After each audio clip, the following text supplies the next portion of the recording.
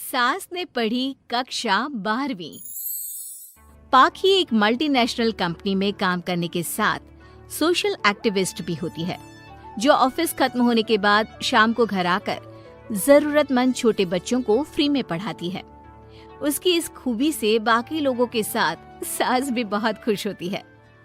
तुम सच में बहुत अच्छा काम कर रही हो बेटा, बस ध्यान रखना बच्चे आधे रास्ते में कहीं भटक ना जाए। भटकने से मेरा मतलब सिर्फ गलत काम करना नहीं है।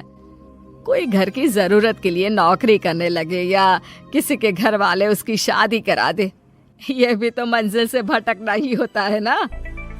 वाओ मम्मी, मुझे नहीं पता था कि आप पढ़ाई को लेकर इतनी पर्टिकुलर हो।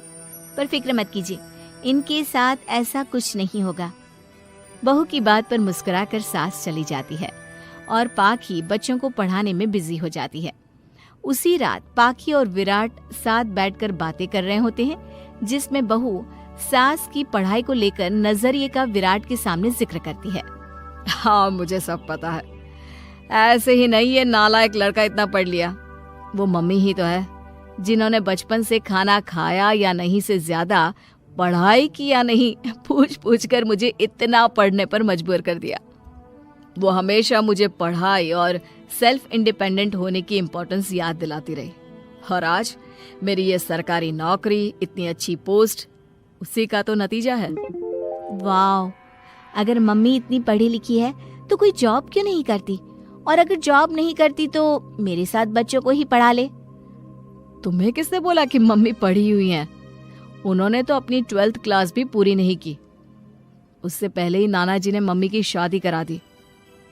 शायद इसलिए पढ़ाई और अपने पैरों पर खड़े होने को लेकर उनकी सोच ऐसी है, क्योंकि वो खुद ये सब करना चाहती हो। पत्नी की बात सुन के विराट भी सोच में पड़ जाता है। दोनों मिलकर प्लान बनाते हैं और अगले दिन बच्चों को पढ़ाते हुए पाखी उनके पास एक कुर्सी एक्स्ट्रा लगा देती है। ये एक कुर्सी ज्यादा किसके लिए लगाई है बेटा? कोई नया बच्चा आने वाला है क्या? हाँ जी, आज से मेरी एक नई बच्ची मेरे पास, यानी कि मेरी सास, दोबारा पढ़ाई शुरू करने वाली है। अरे क्या पागल जैसी बात कर रही है? भला ये भी मेरी कोई उम्र है बच्चों के बीच बैठकर पढ़ने की? तू बस ना इनके भविष्य पर ध्यान दे, मुझ पर नहीं। मम्मी, सीखने की कोई उम्र नहीं होती, बस इच्छा होती है, और मुझे पता है कि आपके अंदर वो इच्छा आज भी जिंदा है। अरे तू बस अपने काम और इन बच्चों पर ध्यान दे। यहाँ बस सबको बोलने से मतलब है, किसी को नहीं सोचना। अगर बात बाहर निकली तो समाज क्या सोचेगा और परिवार का कितना नाम बदनाम होगा। मम्मी, आपने पापा और इस परिवार के बारे में बहुत सोच लिया। सबकी खुशियों के लिए अपने सपने बहुत कुर्बान कर दिए। अब ये वक्त अपने पर ध्यान देने का है। और जिस समाज की आप बात कर रही हो ना, उसकी तो आदत है हर कामयाब होते इंसान पर पत्थर मारने की। बेटी को भी बहू का साथ देते देख सास गुस्से में अपना सर पकड़कर बड़बड़ाते हुए वहां से चली जाती है। ये स्टूडेंट थोड़ी जिद्दी है, पर इन्हें मैंने 12th क्लास पास नहीं कराई तो मैं भी अपनी सास की बहू नहीं। ये देखने में तो मजा ही आ जाएगा। इसी के साथ पति पत्नी मिलकर सास को पढ़ाने के मिशन पर लग जाते हैं, लेकिन सास उनकी हर कोशिश को नाकाम कर देती है।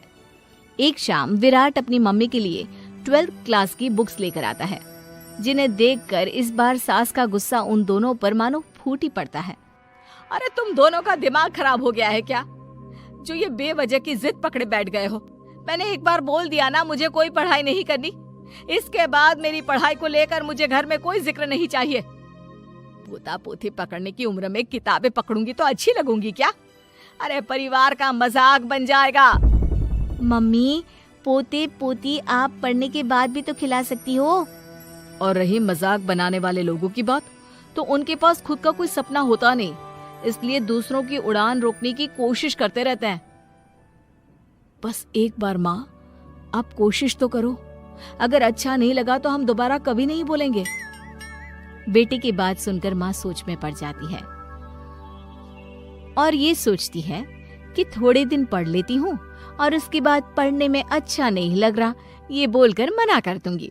ऐसी प्लानिंग बनाकर वो पढ़ने के लिए तैयार हो जाती है। मौके का फायदा उठाकर तुरंत वे लोग सास का ओपन से 12th में एडमिशन करा देते हैं। मम्मी, आज से आपकी सारी जिम्मेदारी मेरी। अब तो आपका नाम टॉपर के लिस्ट में आने से कोई नहीं रोक सकता। ये मेरे सीधे बच्चे, इन्हें अंदाजा भी नहीं कि माँ का प्लान क्या है। पाखी सास को पढ़ाना शुरू करती है। दिन बीतते हैं जिसमें धीरे धीरे सास भी कंफर्टेबल होने लगती है, लेकिन फिर पाखी एक सब्जेक्ट पढ़ने के लिए ट्यूशन जाने का सजेशन देती है, जिस पर बहुत गुस्सा, ड्रामा करने और पाखी के लाख बार मनाने के बाद एक बार फिर सास तैयार हो जाती है।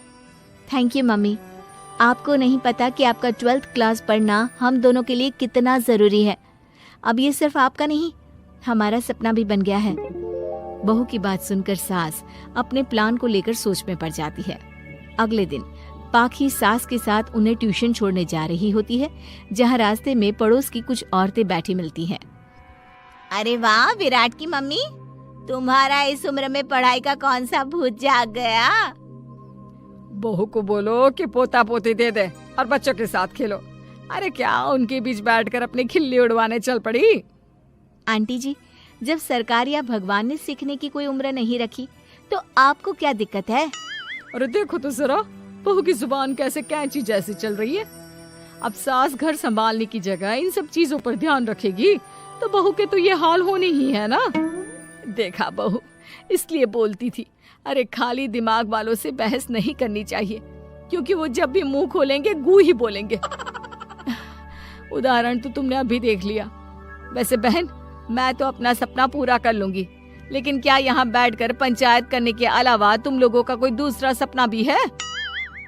सारी औरतें चुप हो जाती हैं और सास बहू चले जाते हैं। अब सास के अंदर पढ़ने की इच्छा जाग उठती है और वो अपना प्लान छोड़ मन लगाकर पढ़ाई करना शुरू कर देती है। देखते ही देखते 1 साल बीतता है और बोर्ड एग्जाम शुरू हो जाते हैं। मम्मी, एग्जाम के लिए जाने से पहले जल्दी से ये दही शक्कर खा लो। अरे चल पागल, ये सब बच्चों के लिए होता है। अभी आप भी हमारे लिए स्कूल में एग्जाम देने वाली बच्ची ही तो हो।